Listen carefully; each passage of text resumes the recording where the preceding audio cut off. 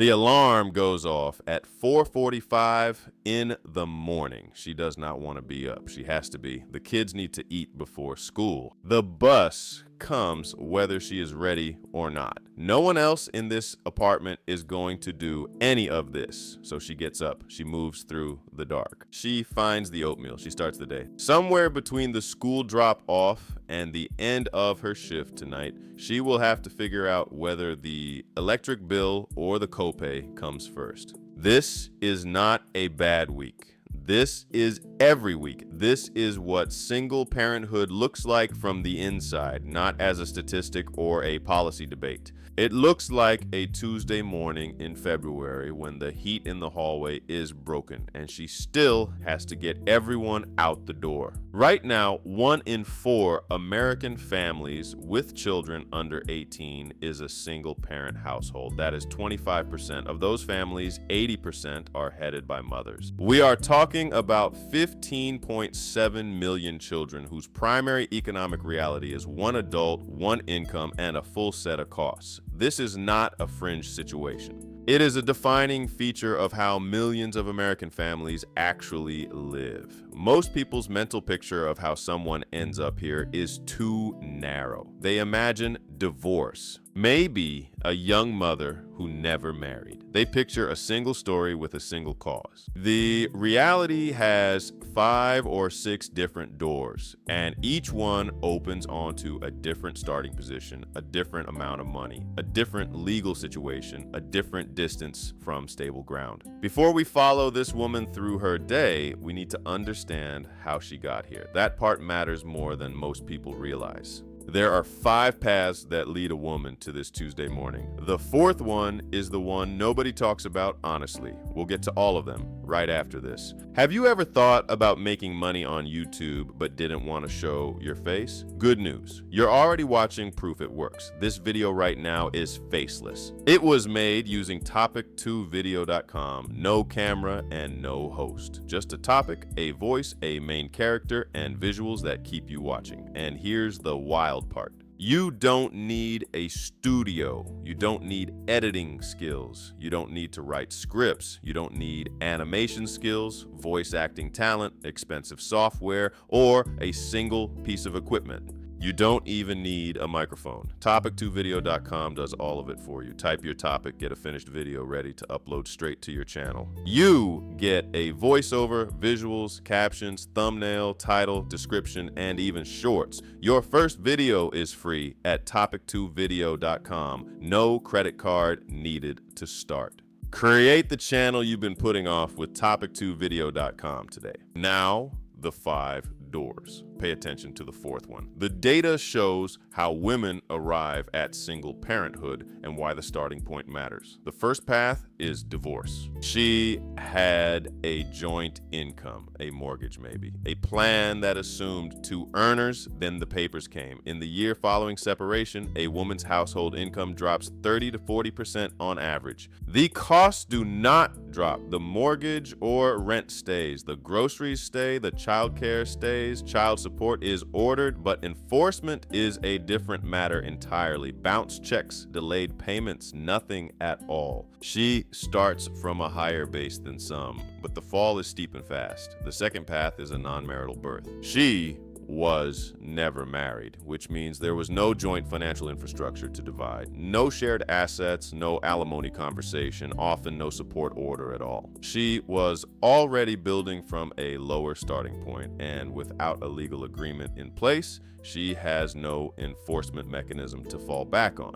These women now represent roughly 40% of entries into single parenthood. The third path is abandonment. He left not through a court process, just gone. No legal separation, no support order. The financial cliff arrives with no warning and no paperwork to protect her. The 4th path is the one that gets the least honest coverage. She left because staying was more dangerous than leaving with nothing. She walked out with the children, possibly to a shelter, certainly without a plan, often without access to the joint bank account. She starts from 0, sometimes below 0 because there are legal fees and relocation costs and a safety net full of holes. The 5th path is widowhood.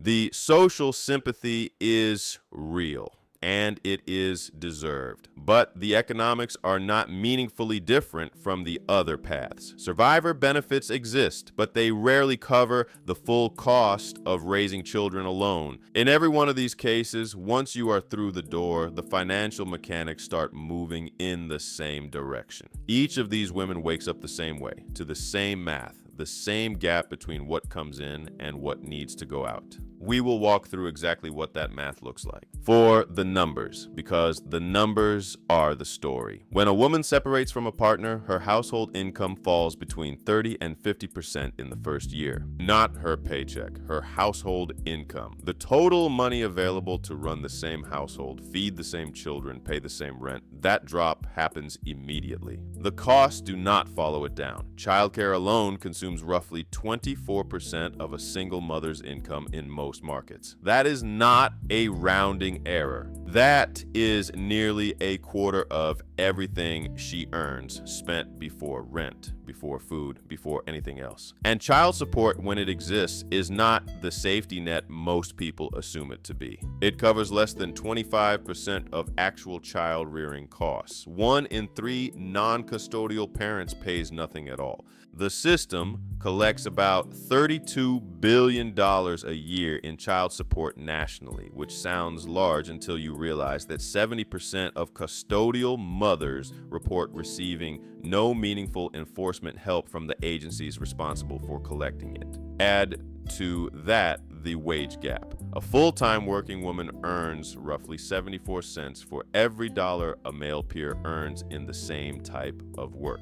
That gap does not disappear because she is now the only earner in the household. It compounds, and then there is housing. In 2025, a research firm analyzed housing costs in 372 American cities and found that no major metro offers housing a single parent can afford on the median wage for single mothers. Not one. In the most expensive markets, the annual shortfall between what single parents earn and what they need to cover basic housing runs as high as $77,000 a year. These are not outlier cities. These are American cities. The result of all this compression is a poverty rate for single mothers of 23%. That is compared to 10% for single fathers and roughly 5% for two-parent households, a 5-to-1 ratio. And here is the part that should stop you. That ratio has not meaningfully changed since 1980. Women's workforce participation rose dramatically over those decades. Women's educational attainment rose. But the 5-to-1 gap between single mothers and two-parent families held, which means the gains women made in the economy did not solve this particular problem. They ran alongside it. It is 3 in the afternoon. School is out. She is already calculating the next 4 hours like a logistics problem with no slack. She picks up the kids. She gets home. One child has homework that needs attention. The other is hungry. She is on hold with a billing department. The hold music plays for 11 minutes. She puts dinner on. The billing department disconnects. She calls back. Dinner burns a little. She does not throw it out. At 6 p.m., she is at the grocery store with a list built around what is left after everything else, which is not much. She swipes the EBT card. She is not embarrassed by it. She is exhausted. At 8 p.m., the kids are in bed. At 9 p.m., she opens a gig app to see if there are any delivery orders worth taking in her neighborhood. Tomorrow, she has an early shift, so she sets a limit. She will stop at 11. It is 11:20 when she finally puts the phone down. The math on the evening comes out to $14 after gas. Researchers have tried to quantify what this looks like in total. When you combine paid work hours with unpaid caregiving and household management, single mothers regularly log more than 60 hours of combined labor per week. There are no sick days built into this schedule. There is no backup. A towed car is not an inconvenience, it is a cascading event. A missed shift means a fine. A fine means a bill that does not get paid. A bill that does not get paid becomes a collection notice. And a collection notice becomes a credit score that makes the next apartment harder to get. 59% of single parents report carrying debt at levels they describe as unmanageable. And nearly half of them describe it not as a temporary setback, but as a permanent condition. So, why hasn't this changed? 60 years. Women working more, earning more, graduating from college at higher rates than men. And the poverty gap for single mothers is essentially where it was in 1980.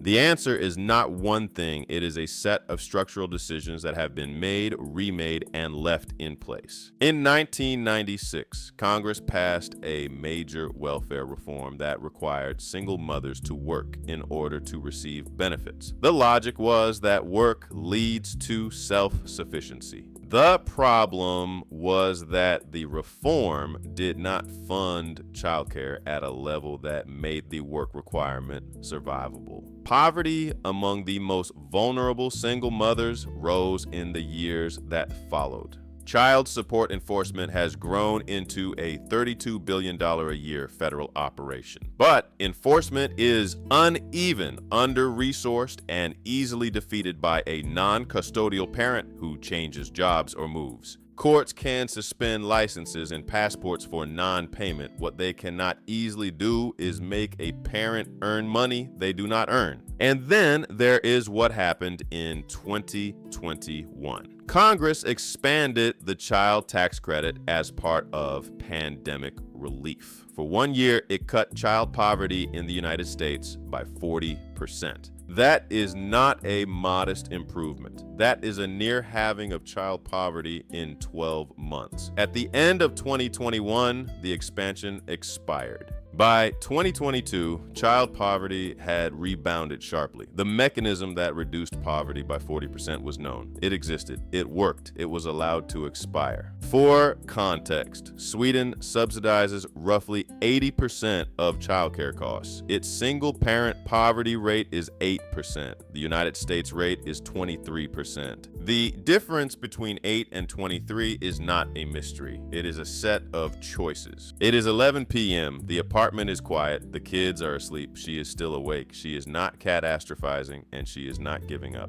She is doing what she does every night at this hour. She is looking at the same numbers and figuring out how to get through tomorrow. She is not a symbol. She is not a cautionary tale. She is one of the primary economic realities for 15.7 million children in the United States. And she got here through one of several different doors. Maybe it was a divorce she did not see coming. Maybe she was never married, and the man who left took no legal obligation with him. Maybe she left because she had to, because the alternative was worse than starting over with nothing. Maybe she is a widow who still hears condolences but gets no help with the rent. The door she came through was different. The math she is living with is the same. One income, full costs. A gap between the two that policy has understood for decades and never fully closed. She sets the alarm for tomorrow, 4:45 a.m.,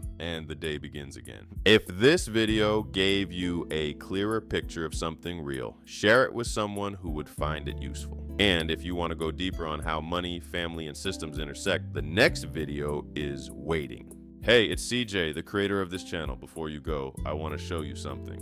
The video you just watched, the script, the narration, the visuals, the captions, the shorts that'll show up in your feed later this week, I didn't film any of it. There's no studio. There's no camera. I made all of it with a tool I built called topic2video.com. Here's the honest story of why it exists. I wanted to make money on YouTube. I didn't know how. I wasn't a videographer, I wasn't an editor, and I wasn't interested in being on camera.